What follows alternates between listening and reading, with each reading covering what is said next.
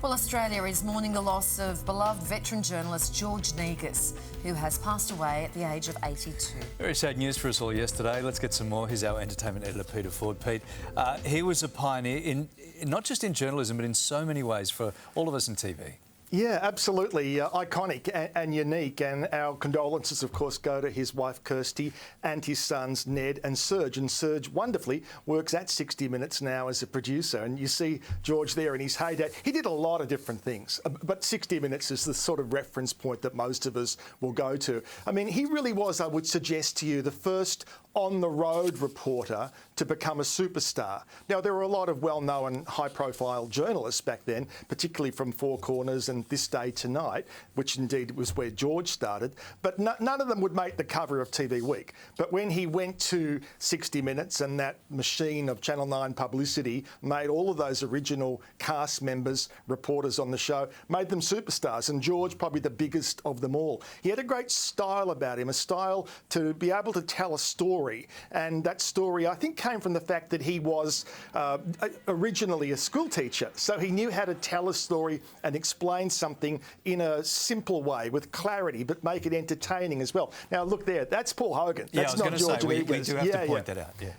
So that's you're iconic when they want to send you up on TV shows like that, and that was so beautifully done. George Fungus was the name there. Oh, wow. But his career has been greatly celebrated in the last 24 hours, and so much affection for him from people in the industry as well. And, you know, journalism is not always the most popular of professions. Very often it's sort of sandwiched in between used car salesmen and sex workers. But George was different. He was loved by people. Now, look at that. That's the other moment that we all refer to as well. Now, a lot of journalists, if you've watched that, and we've all watched it 100 times, it's really unclear who won the battle. But a lot of journalists would have said, oh, I don't want that to go to air because it looks like she sliced and diced me. But I think George knew perfectly well that was a great moment of TV, and you would be foolish to not want that to go to air. So the other thing that with George was he has been well respected and well celebrated during his lifetime, even though these last few years have, of course, been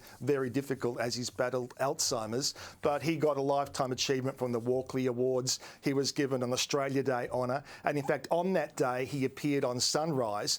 And he was, I think, more proud that he got it for his work in environmental issues than he was really for his work in journalism. Here is George Negus on that day on Sunrise.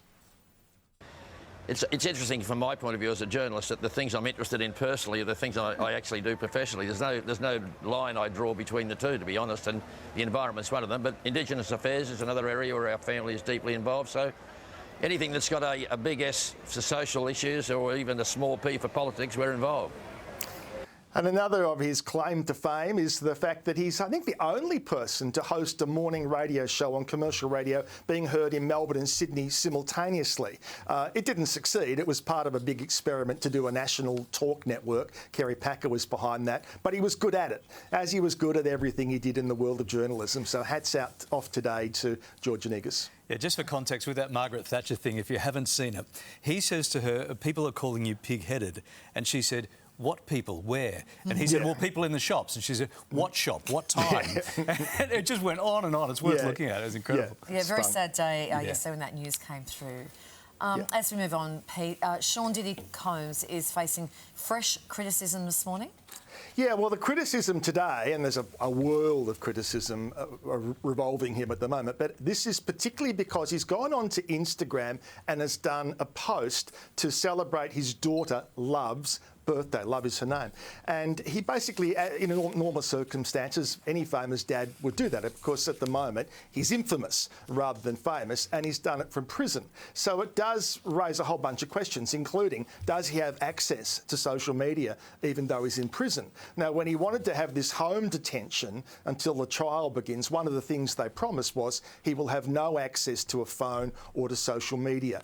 People are now asking, well, has he got that? Now, I might add, they also did have to to turn off the comment section within an hour because you can imagine the sort of comments that were being, and you're involving a young kid in something very, very ugly. So I thought it was a strange thing for him to do. Presumably, if he's accessing Instagram, he could have sent a private message to his daughter. So you'd have to wonder about the motive. And this comes on the back of 6 new cases which have now been taken on. These are civil cases against him. However, Diddy's legal team are hitting back and are saying, no, hang on, this guy, Tony Busby in Texas, is a publicity seeker. Now, he's the man who announced last week he'd taken on 120 cases, said he'd fielded 3,000 calls, and now 6 new cases, one of them involving a male at the age of 16 when this allegedly happened. So, yeah, they're fighting back in as much as saying, this guy who's putting out all this information and generating publicity for himself is doing it because he's an attention seeker.